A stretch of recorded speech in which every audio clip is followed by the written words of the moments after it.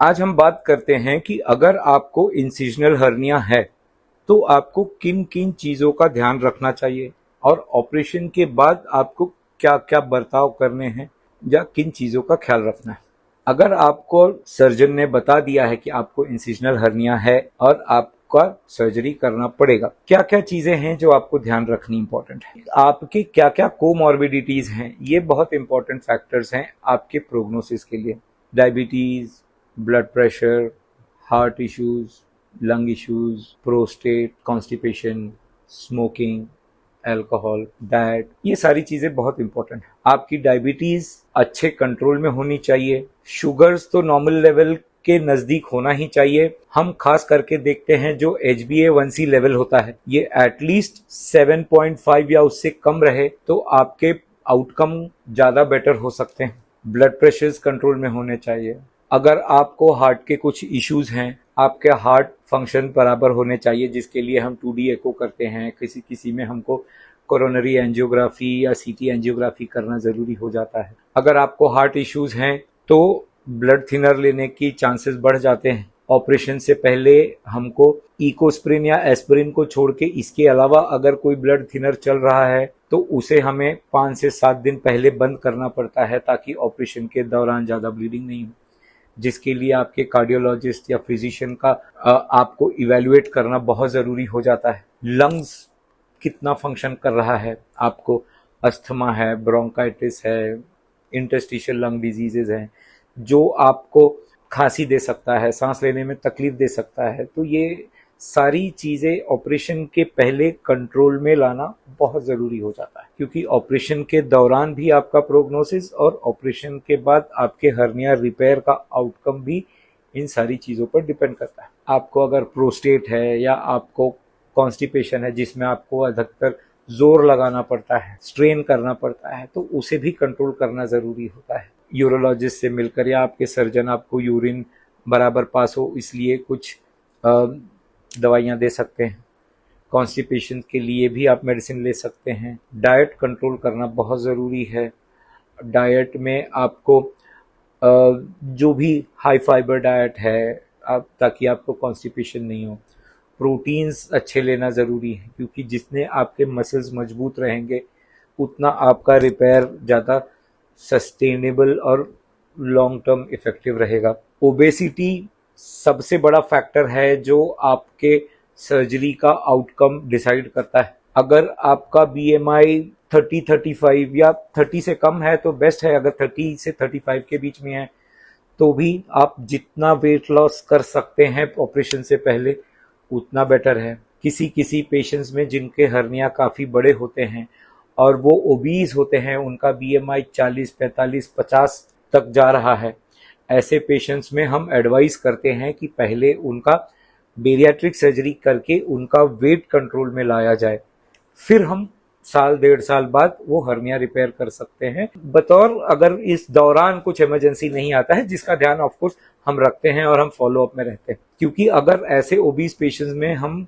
Hernia repair करते हैं तो आप मान के चलिए कि रफली 50 to 70% रिकरेंस होने का चांसेस बढ़ जाता है।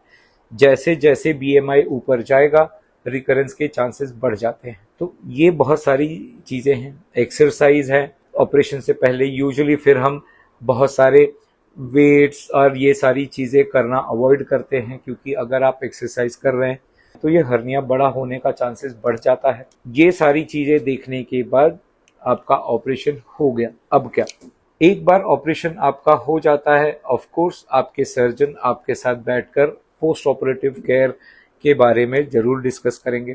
Pain management, antibiotics, dressing, follow up के ड्यूरेशंस, कब आना है, कैसे आना है, वो सारी चीज़ें आपके सर्जन आपके साथ डिस्कस करें।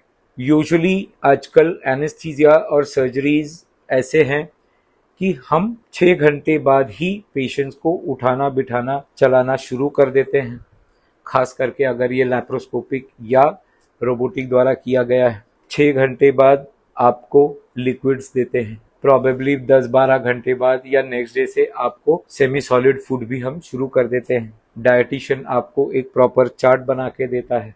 उन सारी चीज़ों को प्रॉपर फॉलो करना बहुत इंपॉर्टेंट है। चलने फिरने में कोई रेस्ट्रिक्शन नहीं है, आपके कंफर्ट लेवल के हिसाब से आप जितना एक्टिविटी कर सकते हैं आप कर सकते हैं। यूजुअली अगर हमने लैप्रोस्कोपी से या रोबोटिक से आपका सर्जरी किया है तो नेक्स्ट डे आप घर भी जा सकते हैं।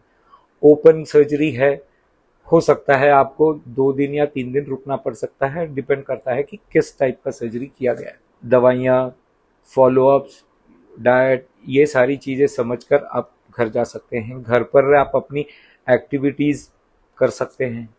कोई भी ऐसा काम ना करें जिससे आप अनकंफर्टेबल महसूस कर रहे हैं और जिससे तुरंत आपके पेट पर जोर पड़ता है।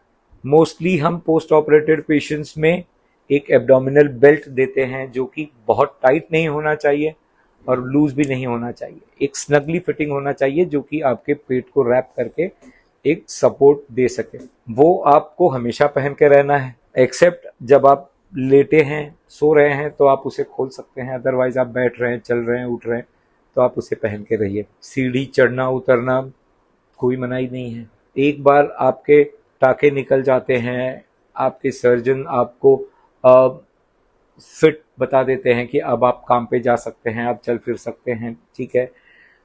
काफ़ी सारे लोगों को आप एक्सरसाइज जाना, जिम जो रेगुलर जाते हैं, उनके मन में सवाल होता है कि कब ज्वाइन करना है। तो यूजुअली अगर हमने हर्निया रिपेयर किया है तो पहले 4 वीक्स 2 to 4 वीक्स हम मना करते हैं।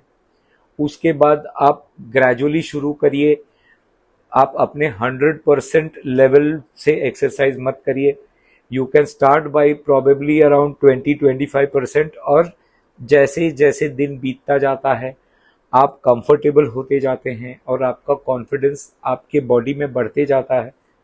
आप उसे बढ़ाते हुए धीरे धीरे प्रोबेबली 6 to 8 वीक्स लगता है टोटल आपको अपने प्री ऑपरेटिव स्टेज तक पहुंचने के लिए। जो बेल्ट हम देते हैं ये आप 4 से 8 हफ्ते, कुछ केसेस में अराउंड 3 महीने तक भी पहनने का हम एडवाइस देते हैं। डाइट बहुत इंपॉर्टेंट है, वेट मेंटेन करना बहुत ज़रूरी है। अगर आप पहले वेट ज़्यादा था तो आप उस हिसाब से ही अपनी एक्टिविटी और डाइट रखिए कि आप ग्रेजुअली वेट लूज करते जा रहे हैं।